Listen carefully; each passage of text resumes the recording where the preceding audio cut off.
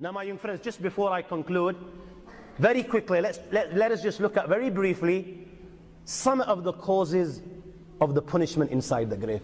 It doesn't have to be like this, like I said. Now, as we've seen from the hadith, there are many, many different reasons as to why a person will be punished. But in general, Rasulullah sallallahu alayhi wa sallam said, hadith of Bayhaqi, on the authority of Sayyidina Abu Hurairah radiallahu ta'ala, Nabi Kareem sallallahu alayhi wa sallam said, Inna adhab al-qabr min thalatha, that in general, the punishment of the grave is as a result of three things, three sins. First, min al-ghiba. Second, wal-bawl. Second was wal-namima. And the third was wal-bawl, fa-iyyakum wa dhalik. Backbiting, ghiba. Secondly, slandering, carrying tales. And thirdly, negligence with regards to drops of urine. In the hadith which Imam Bukhari and Muslim have narrated in the Sahih on the authority of Ibn Abbas, Nabi Kareem sallallahu alaihi wasallam was passing by once two graves, and the people in the grave were receiving punishment. So Nabi Kareem sallallahu alaihi wasallam said to the Sahaba that these people are being punished, but don't think they're being punished as a result of something major, no.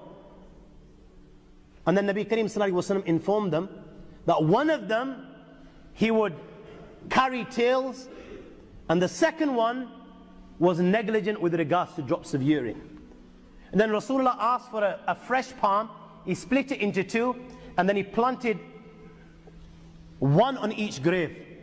So the Sahaba asked, Ya Rasulullah, why did you do this? Nabi Kareem sallallahu alaihi wasallam explained that it's so possible that the punishment will be lightened as long as these fresh palms don't become dry. My young friends, who from amongst us to some degree doesn't commit these sins? Especially the first two, ghiba, backbiting, and carrying tales. Especially ghiba, my friends.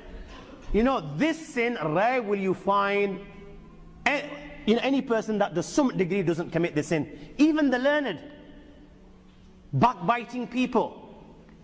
Now that we know the consequence of this, we need to refrain.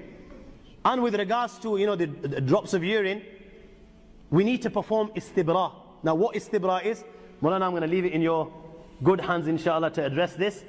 But basically, just to sum it up in a nutshell, that we need to make sure that once we've done istanja, that after having done istanja, we need to be sure that no drops of urine come out and pollute our clothes or our bodies. Now those that don't perform istibra, without you even knowing, my young friends, you'll be committing this sin.